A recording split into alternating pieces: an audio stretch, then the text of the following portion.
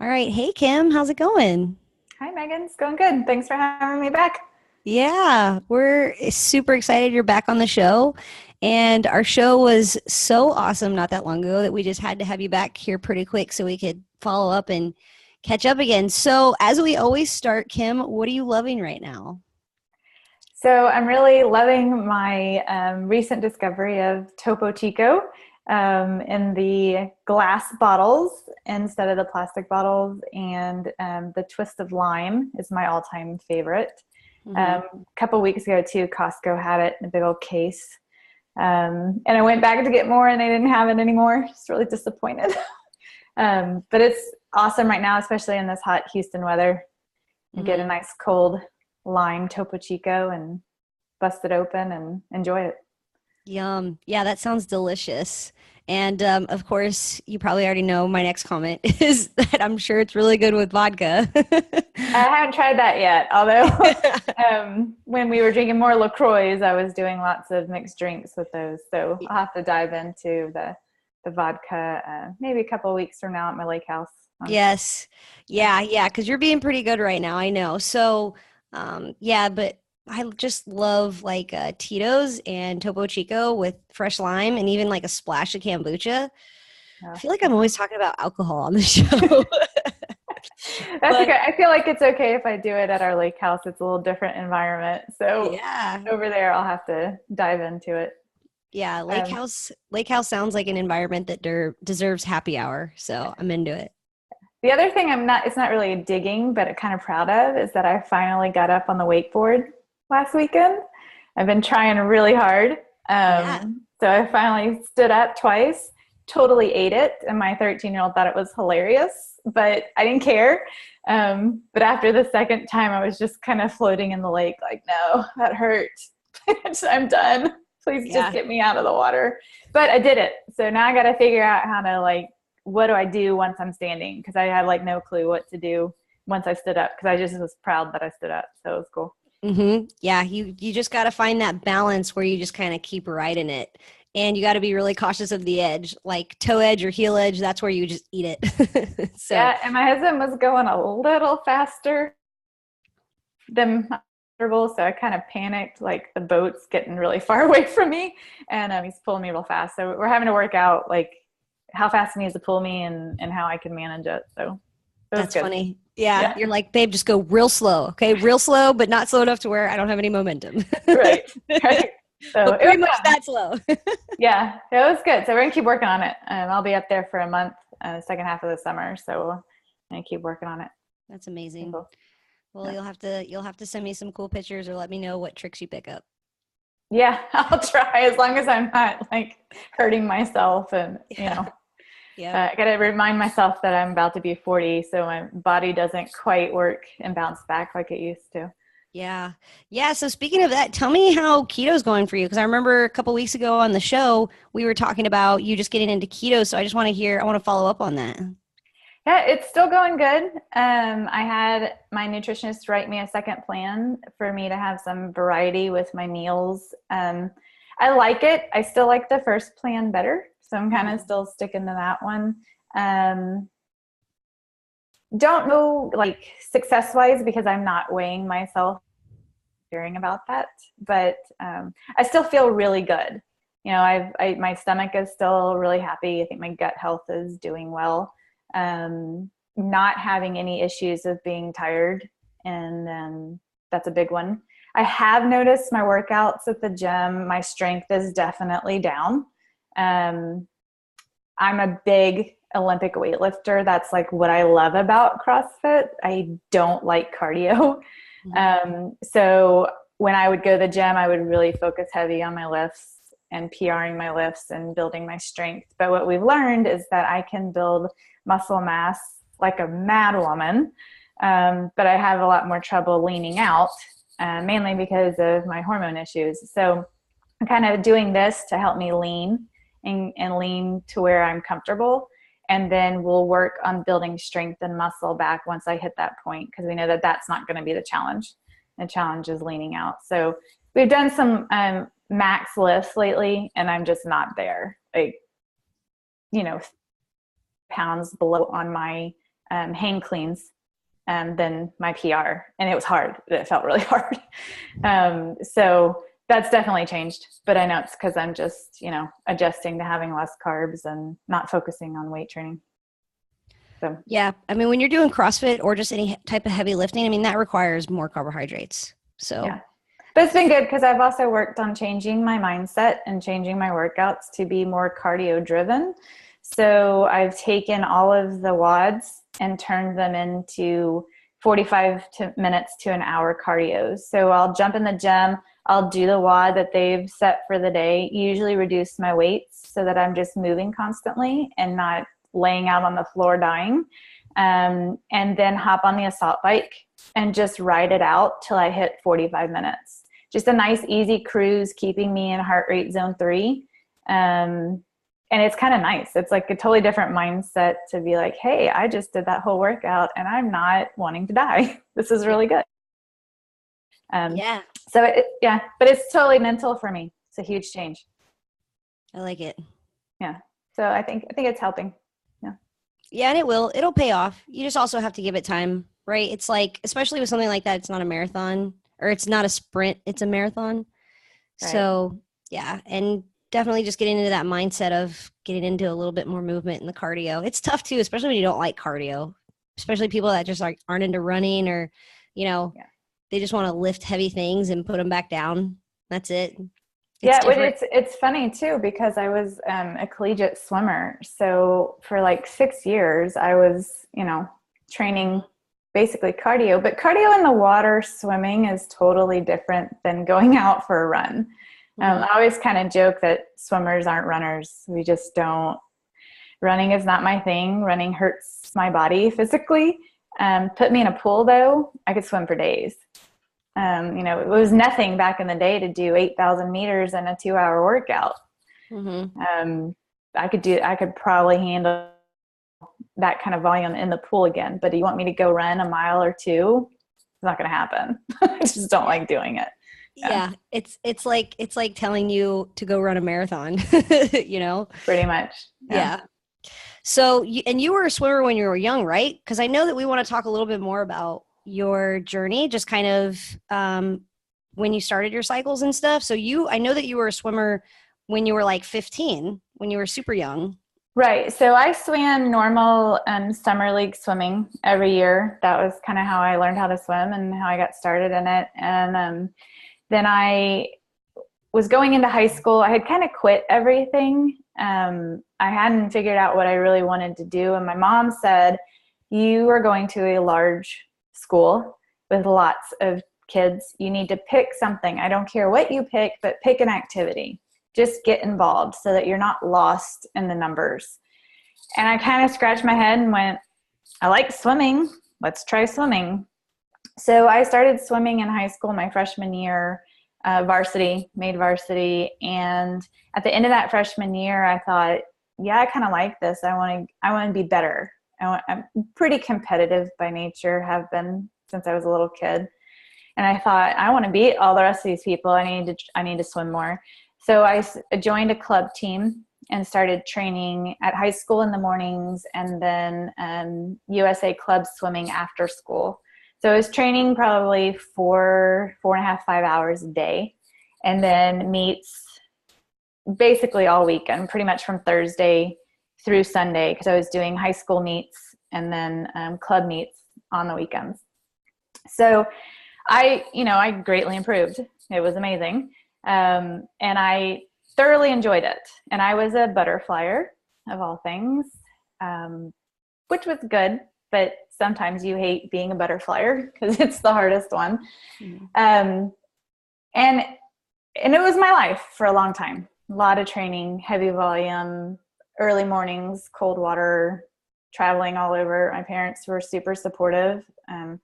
My dad was the announcer in every single meet. He was there for everything. And once I hit my senior year, I thought, yeah, I want to do this in college. I want to figure out if I can swim in college. I wasn't a fantastic swimmer, but I was what I would consider like a state level swimmer. So I started looking at schools that were schools I could swim at, but also had a marine biology program because I wanted to major in marine biology. And we came up with a list, and none of them were in the state of Texas. And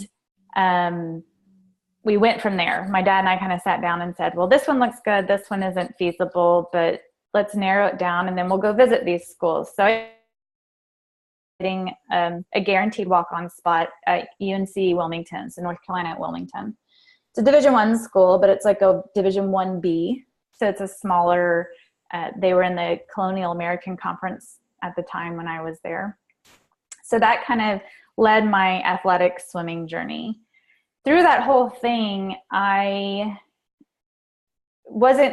kind of know body progressing like all my friends were at that age and at that time. And so I hadn't gotten my first menstrual cycle yet. And I remember saying to my mom, well, you know, why haven't I started doing this yet? Everybody else says, all of my friends had. I was 15 and still nothing. And she kind of said, my mom and I didn't talk about it much because she's very uncomfortable talking about the subject matter. She didn't know how to discuss it with me. And she just said, well, you're still young. Give it time. It'll sort itself out. And so I finally did get my first menstrual cycle at 15, but then I didn't get it again for an entire year. And in my head, I just knew my body's not doing things the way it's supposed to. Something is different. I've always struggled with weight. I was never, even though I was training as much as I was not a lean person. And my whole family isn't. You know, we were kind of on the shorter, rounder side of things. And also didn't know anything about nutrition. I mean, I certainly was not eating for the way I was training. I didn't have a clue what I was doing back then. But I was having acne issues a little bit. I was having some hair growth along my jawline that other girls my age weren't having. And so she took me to the pediatrician, told him everything, and he was like, oh, she's super athletic. She's training a lot. It's just affecting her cycles. We're not going to worry about it till she's 18. So I just continued to have cycles kind of off and on for the next 3 years or so. And they weren't ever real regular, but I also wasn't paying attention and tracking them very well. But I just knew that they weren't coming regularly. And then I was getting ready to go off to college, and my mom took me to an OB-GYN for the first time, kind of like college prep, like, hey, you're going off to school. And she said, well, we just need to put you on Provera. So take this Provera like every 4 weeks, and it will help you have a menstrual period. But it's artificial hormones, and I had so many side effects from that, and it caused me to have erratic bleeding and felt terrible. I would take the Provera and then have a menstrual period, and then I would randomly start bleeding like a couple days later after I finished that first menstrual period. I mean, it was just all over the map. And I thought, I'm in college. This is terrible. And I'm training and I'm dealing with this. And I'm not going to take it anymore. And so I quit taking it, came home to visit my family, and went back to the doctor, no one had ever said, hey, we should probably investigate why you're not having menstrual periods. They just kind of said, oh, well, you're in college, so here, let's just give you birth control. And one of them even said to me, I mean, you're in college, so you're probably sexually active. You just need birth control. Like, you didn't ask me anything. So I didn't know any better. So I went on birth control, hated it because it caused a lot of side effects for me, more weight gain, just kind of overall feeling of blah. But I had regular cycles. Now I know they weren't actual cycles, but I was cycling. Mm-hmm. I mentioned in the last podcast, I met my husband and we started talking about it. And he just said, I really don't think that's good for you. I don't think it's helping the issues. Once we decide to get married, we need to not be using that. And we need to figure out how to, determine what's going on with you. Mm-hmm. So my mom finally helped me go to I went to another OB-GYN, and he just said, oh, you need an IUD. He didn't care about anything. I thought, well, I didn't even like birth control pills. Why would you now put me on an IUD? I don't want that at all. So we walked out of his office and never went back. And then she finally found this random OB-GYN, and she said, well, let's just do some blood work, simple blood test, and take a look at your hormone levels. And they came back just high testosterone, high androgens, low FSH and estrogen, and all the female hormones were just, everything was completely out of whack. And she just said, oh, you have polycystic ovarian syndrome. I didn't really know what that was. So of course I researched it. And the first thing that comes up is PCOS, and you're going to not be able to have babies. And I panicked. You know, here I was in a committed relationship. We knew we were moving forward towards marriage and wanted to have a family. And I just got told, good luck, you're probably not going to have any children. And we had to have a serious conversation. I mean, I had to go back to him at 19 years old and say, I love you. I want to marry you. I picture the rest of my life with you, but I don't know if I can give you children. And is that something that's okay with you?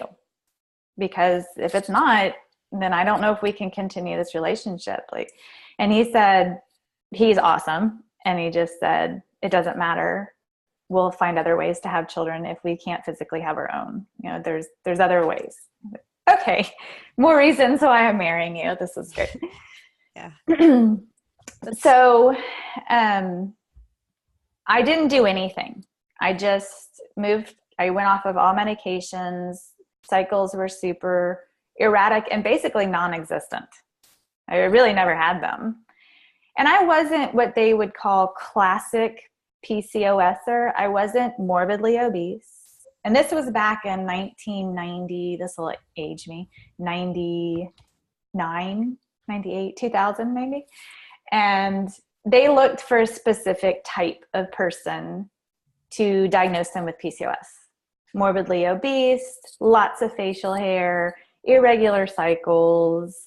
I didn't really fit most of those. Mm-hmm. You know, I had some facial hair that bothered me. I had difficulty with weight, but not anything extreme. You know, I just had to manage it, and losing weight was more challenging than it is maybe for some other people.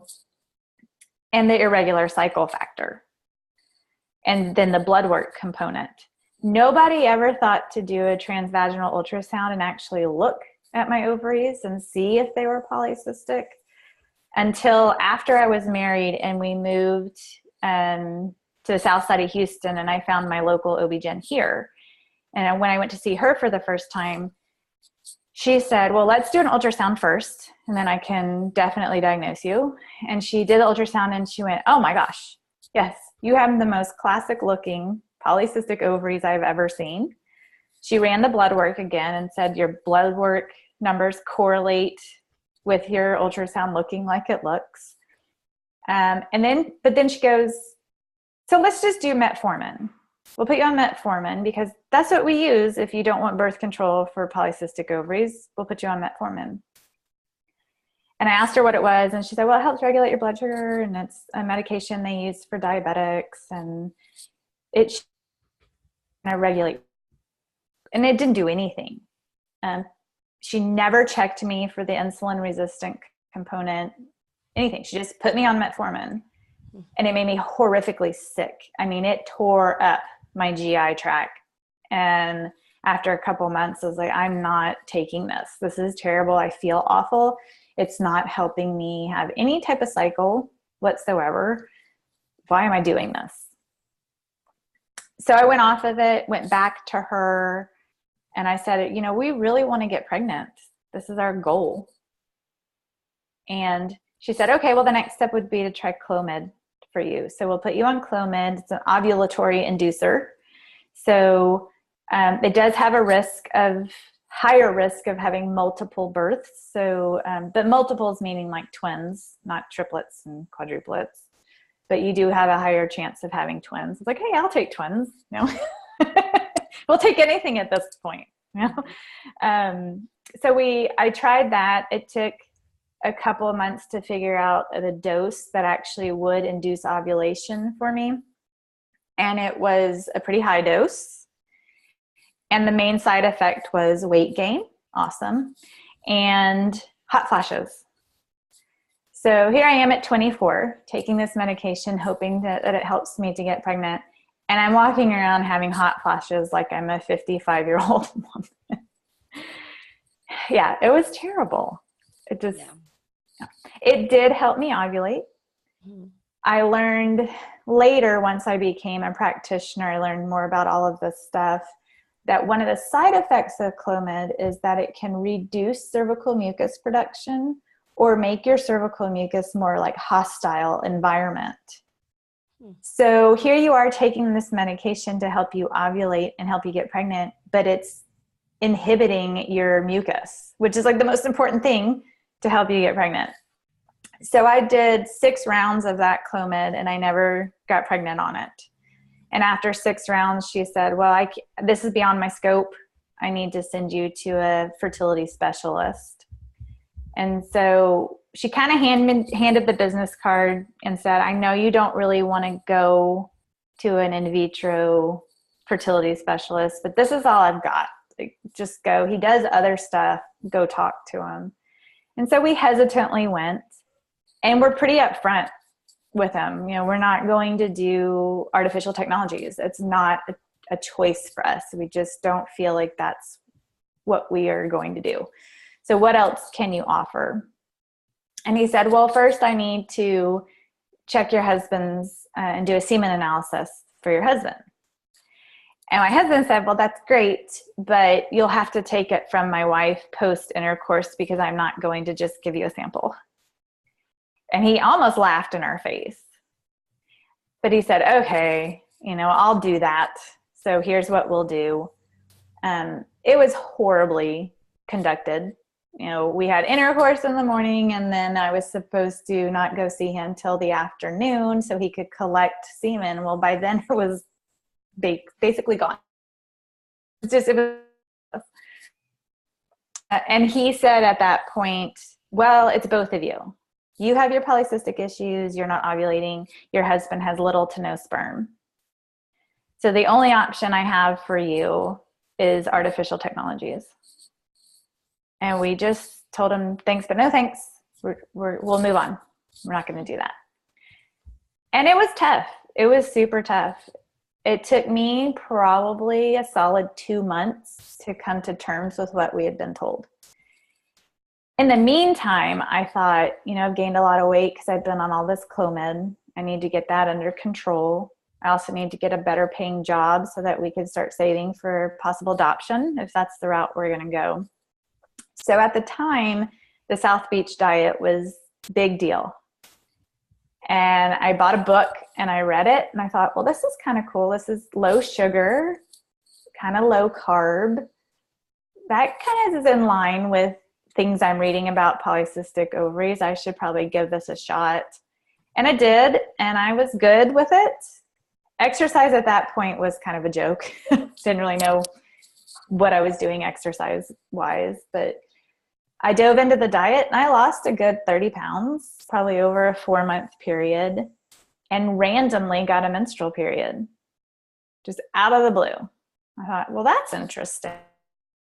That hasn't ever happened on its own. Mm-hmm. And then I got another one about 4 weeks later. Okay, this is doing some good. And then I didn't get one again, and I was interviewing for a new teaching position, and my husband kind of said, I don't know why I think this, but I think that you might be pregnant. I was like, no, there's no way. They told us we can't get pregnant. I'm not pregnant. What are you talking about? And he's like, no, I don't know. I just think that you might be. And so I went to this interview, and on the way home got a pregnancy test and went home and took, and lo and behold, it was positive. And I didn't believe it, honestly. I was like, no way. So I took a couple more. But and I always buy the digital ones with words because I'm not going to stare at lines and see if lines are there or not. So it kept saying pregnant, pregnant. I thought, oh man, what? And then things started kind of making sense. Like, oh yeah, you know what? I do kind of feel like I'm possibly pregnant. And I was definitely pregnant with our first daughter, and it was super exciting. And I was like, okay, well, I don't know what I did other than the diet, but that obviously helped. And good pregnancy. For the most part. I did have a placental hemorrhage at 10 weeks, and their solution was like, oh, well, we'll just have to wait and see. So hopefully it resolves itself and the baby hangs on and you'll be fine. It was a little scary.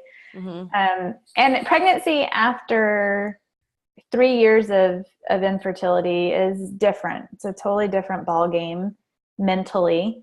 It's tough to go from basically being told you can't get pregnant to finally being pregnant, but it's full of, I think every pregnant woman has stress and anxiety through the whole pregnancy. But I think when you've gone through infertility, it's like a different version of stress and anxiety, because for one, you just don't feel like it's real. And there's this part of you that, I don't know why, but you think it's going to get taken away from you. And with all my clients that I've worked with, we've talked about that.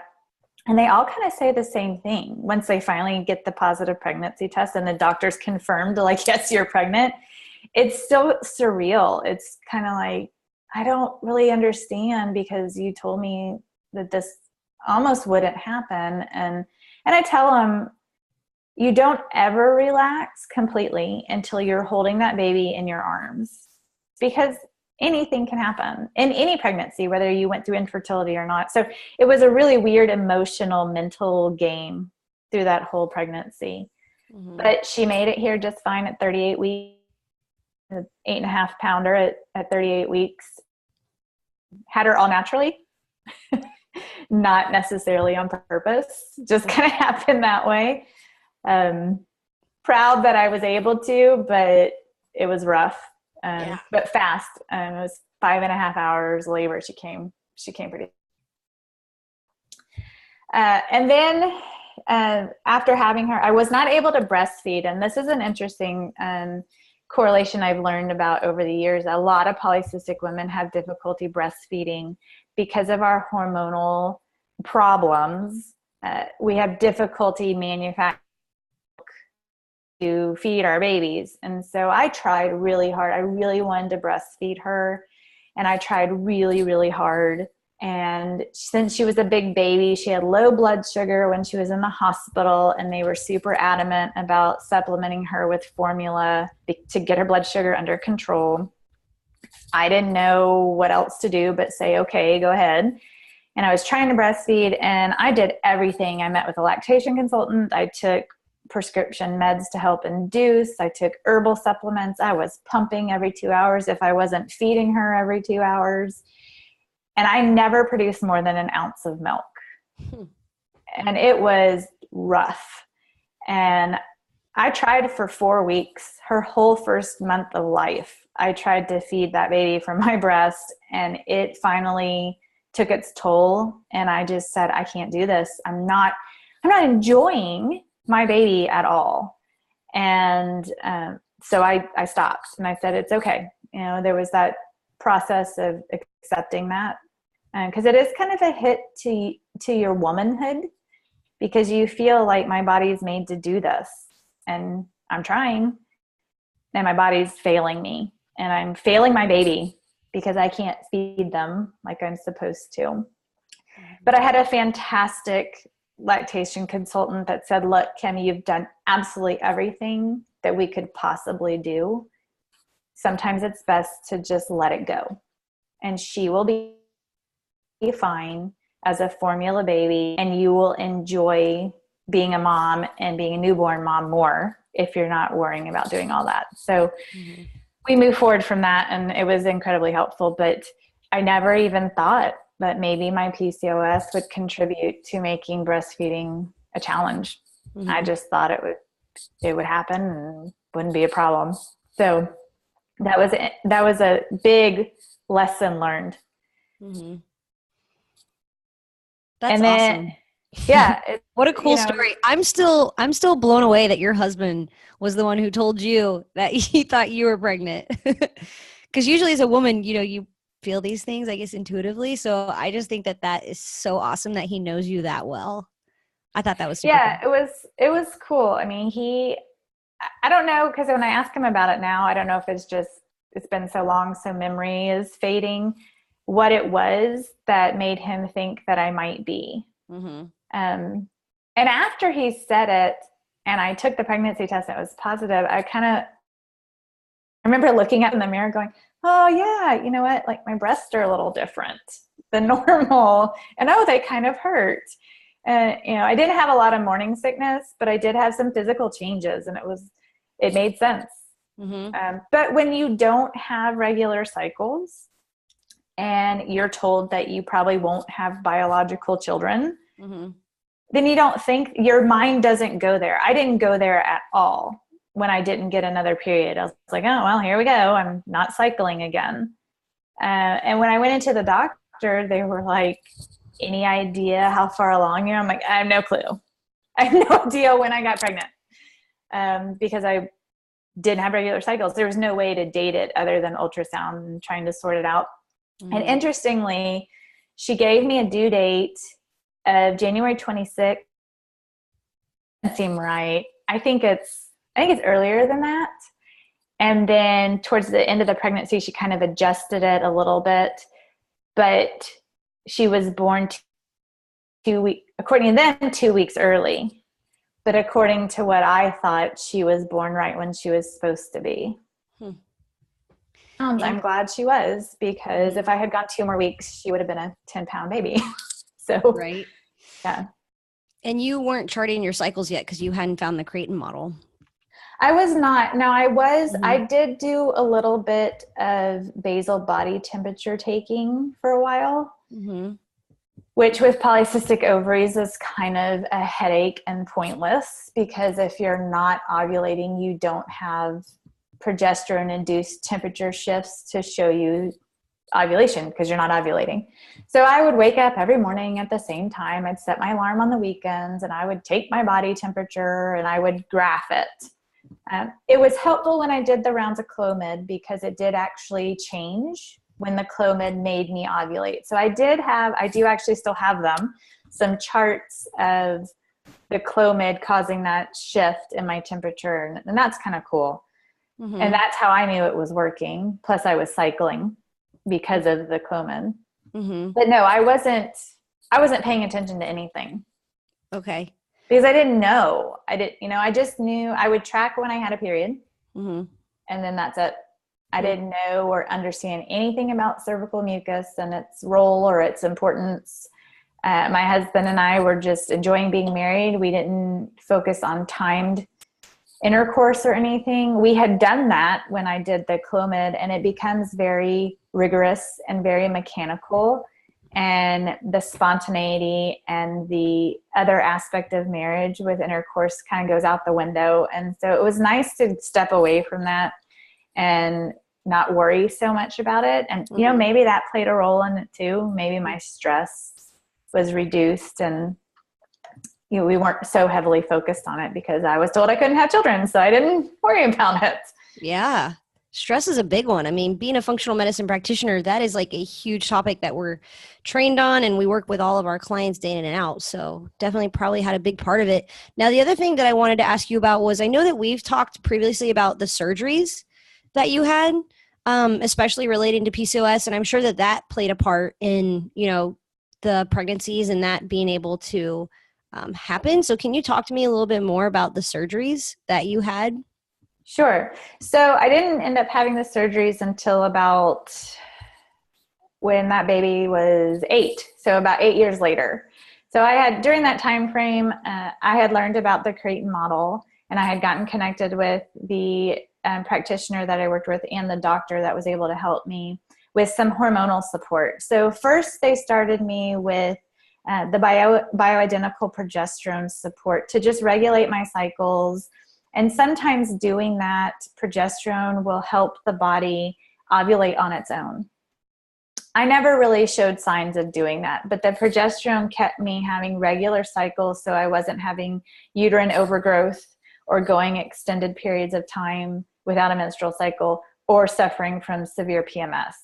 I actually did another second round of Clomid with those doctors' help.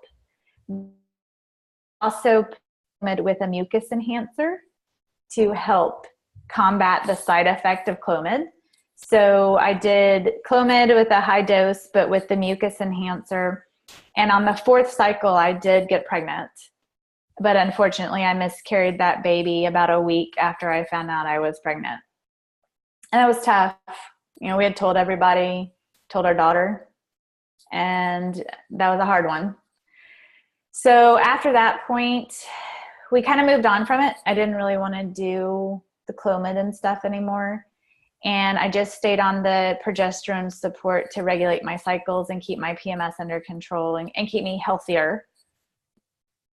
Had been. And I knew that I needed some surgeries, some laparoscopic stuff for them to get in there and take a look at everything and remove some possible endometriosis, and also do something called an ovarian wedge resection. I'll talk about that in a second. But there was no one local. And so I was going to have to go to Omaha to do it. And it just wasn't feasible at that point in our life. So we put it on hold. And in the meantime, I became a practitioner and I started working with people, and then found out that we were going to get one of the surgeons here locally. So she came and started her practice in 2012. And in 2013, it took me a couple months to wrap my brain about diving back into all of this, because we had moved on. We had accepted that we may not have any more children, and we had our one beautiful daughter, and we were going to be, you know, have one child, and we were going to raise this one child the best we could and move on. So we never avoided getting pregnant, but we didn't try all the extra stuff. We just moved on with life, and I regulated my cycles with progesterone. And if it happened, it happened, but it never did. In 8 years after that miscarriage, it never happened again. And so in 2013, I went to see her. I was so excited and so nervous. And I told her, I took in like 6 years of Creighton charts. I was like, here are all my charts. And she went, oh, whoa, okay, let's just look at the past year, because that's a lot. I said, I just wanted to be prepared. I had everything. And she had actually trained under the doctor who I was working with in Omaha long distance. He's the main guy, and he had trained her. And so I took what he had written me, a letter of, here are all the diagnostic things I think you need, and here are some of the surgeries I would recommend. Oddly enough, I had taken that letter to my regular OB-GYN here and said, what are your thoughts? And she looked at it and went, I think those are old and outdated, and you don't need them.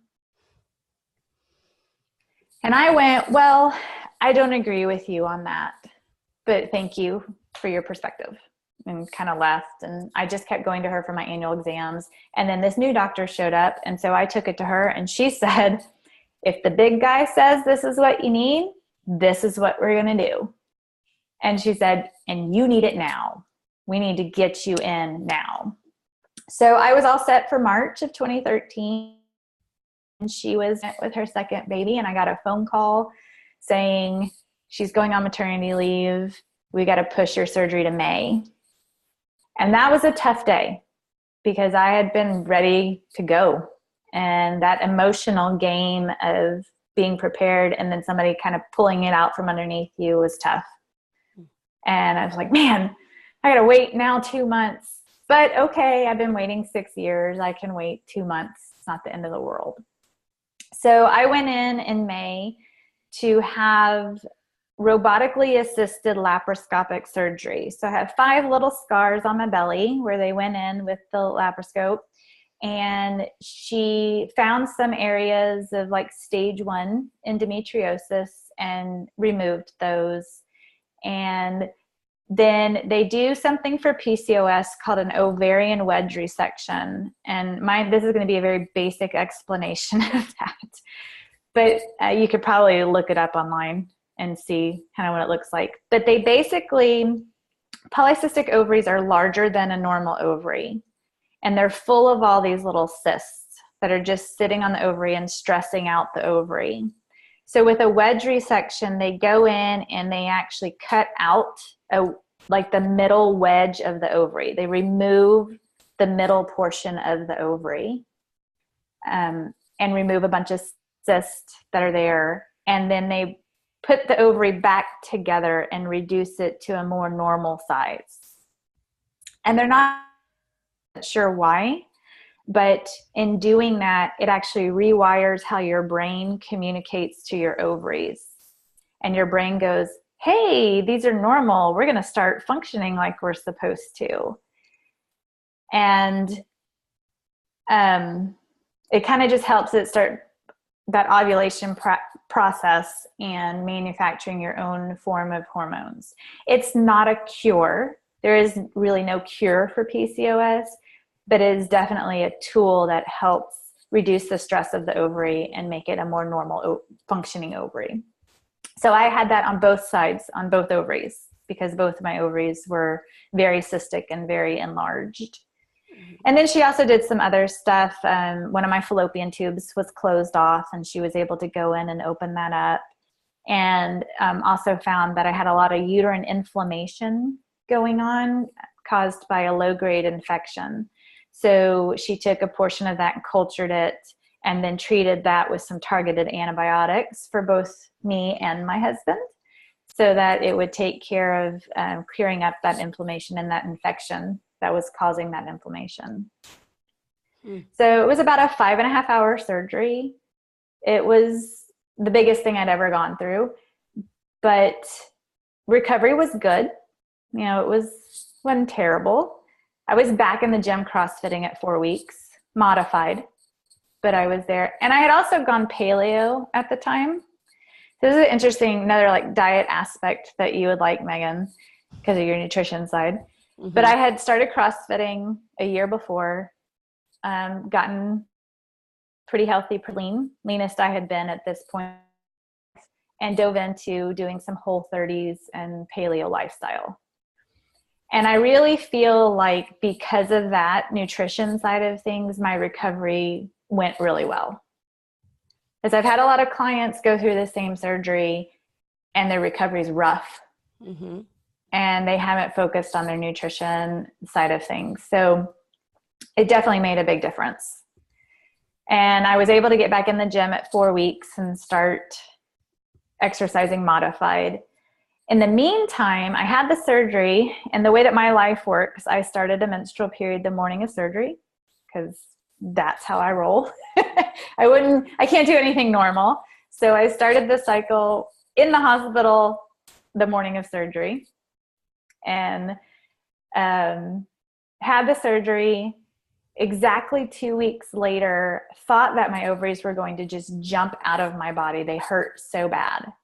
But I had like awesome mucus production, and I was working. And then exactly 2 weeks after, I had a menstrual period all on my own. And I was so excited. I'm like, I haven't done this without medication in years. Mm-hmm. And it was normal. It was a normal length menstrual period. I felt really good other than recovering from surgery. And I remember telling my husband, like, this is so exciting. This is so cool. It's like my body is responding so well. And we went back to the doctor and shared that with her. And she said, you know, things look good. If you guys are wanting to try to have another baby, I give you the green light. Go ahead. Let's see what happens. And we had decided, we're going to try one more time. We want to have another baby if we can, but we don't want to do all the medications and try for a really long period of time. We'll kind of limit how much we're going to do and maybe get pregnant like everybody else does without so much work. And exactly 2 weeks later, I had another ovulation. And this time we were focusing on days of fertility for intercourse. So we gave it a shot, and 2 weeks later, menstrual period, and I thought, I'm so pregnant. I just know I'm so pregnant. Mm-hmm. And But I had been impatient and I had taken a pregnancy test too soon and it was negative. And then I had like 1 day of spotting. So I thought, okay, well, I'm not pregnant. I'm going to start my period. And then I never started my period. And I thought, okay, because of my history and what I know now, I need to find out soon because I probably need some progesterone support for this pregnancy so that I don't miscarry this baby. Mm-hmm. And so I took a test and it was very positive. And I called my doctor and told her, and I won't say what we all said, but we said like some words because we were all just shocked that it happened so quickly. I mean, 6 weeks literally from surgery to pregnancy, mm-hmm. after basically 8 years of no successful pregnancies. I was pregnant at age 35. So that put me in that higher risk category. And she immediately called me into the office that day, did blood work, and started me on progesterone support for the whole pregnancy. It's amazing. Yeah. So now for other, women out there who have PCOS and are struggling with these infertility issues as well, how can they go in and have this conversation with their doc about getting this surgery done? Or so, go ahead. No, yeah. So I just thought I would ask you that because I'm sure there's some people out there that are just like, this is the coolest thing I've heard. Like, this is kind of what I've been looking for. And like, there might be an answer. And so just some more information about that. And then kind of, I guess, trying to do this surgery versus like the conventional route for how they deal with PCOS versus like the more functional kind of Creighton model system, just to give some information so, people out there can kind of find this on their own and figure it out. Right. So mainstream medicine is kind of like what I like to call it. So mainstream medicine is typically going to treat PCOS with probably putting you on metformin because that's just whether you actually need metformin or not. Mm-hmm. They'll typically address the diet side of things. I mean, they'll say things like, you probably need to lose weight. Okay, great. Thanks. That's helpful. It doesn't tell you like how to go about that. And then they'll say, well, then birth control would really be your best option because it's going to cause you to have regular cycles. Birth control for a PCOS woman is like a ticking time bomb. It is one of the worst things that you can do because number one, birth control doesn't treat anything. It completely suppresses your system and actually tricks your body into thinking it's pregnant. Mm-hmm. So you have a woman who's already not functioning like she's supposed to because she has PCOS. And then you put her on birth control to shut the system down. Well, the system's already shut down. So how is that going to help anything? It's not going to help anything. And when they go off of birth control, usually the PCOS is worse than it was before. Because you were already sitting there not ovulating and throwing cysts and creating cysts, and then you take artificial birth control that actually kind of causes you to do that more. So it's just a terrible option. Mainstream doctors do not believe in this surgery. It's the way I could say it. Mm-hmm. It was an older surgery that was used years before Clomid was invented. So now when a woman says, well, I have PCOS and I want to get pregnant, a doctor will say, well, let's just do Clomid. Mm-hmm. Well, that's going to work or not work. Some people are successful with it and some people aren't. But they didn't ever say, well, there's this surgical option. Because Clomid came out, kind of took over, helped a lot of women get pregnant. And the surgery that was done back in the 60s, it's interesting. They would do the wedge resection, but they would not put the ovary back together. So it wouldn't rewire the brain speaking to the ovary. And so it was just left there and it didn't actually work. And they were like, okay, well, that surgery doesn't work. We're not going to do that anymore. And then Clomid comes out and they go, well, this is great. We have this drug that's going to work even better. So we'll just put everybody on that. So you won't find a regular OB-GYN who knows about these things and would offer it as an option. Your best bet is to try and find a Creighton Model or a NAPRO technology doctor. These are our doctors that have trained specifically with these techniques and know how to do them and how to treat patients more holistically who present with polycystic ovarian syndrome. You can find them by contacting me as a practitioner. I can give you a list of doctors that are available. Or you can also go to the Pope Paul VI website. So it's popepaulvi.com. That's the main institute of the Creighton Model and NAPRO technology. And they have a master list of doctors around the country and around the world that are trained in this program. And you would need to contact them and go in for an initial consult to discuss everything that's going on and see what their options were. Okay. That's awesome. Well, super good information. And yeah, I mean, just getting this information out there, because even working in a like functional OBGYN office myself, we have a ton of PCOS women who come in and they're on metformin, they're on birth control, and they've been through the conventional route. And it's just kind of like they think that those medicines are like the end all be all, and they really don't understand anything else. And even when you're sitting there talking to them about diet and how they need to clean up what they're eating and their lifestyle and get moving a little bit more, it's like, all right, I just want the pill or whatever this is going to do to fix it. And it's like, that it doesn't work that way, you know? Right. So go ahead. I mean, I've been through every aspect of it, and I'm still, like I said, for PCOS. Now that I'm getting older, I'm kind of entering into the premenopausal phase of my life. And I don't know what that means for me. You know, the other aspect of this is there is a genetic component to PCOS. PCOS is on the rise. You know this. You're seeing more and more people being diagnosed with it, and it does not present like the textbook explanation anymore. There are multifaceted types of PCOS.